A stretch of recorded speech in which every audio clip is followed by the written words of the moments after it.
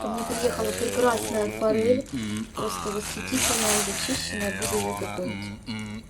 И форель мы приготовим в соусе унаги.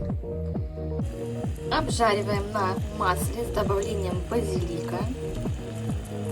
Я использую вот такой апельсиновый перец и магия.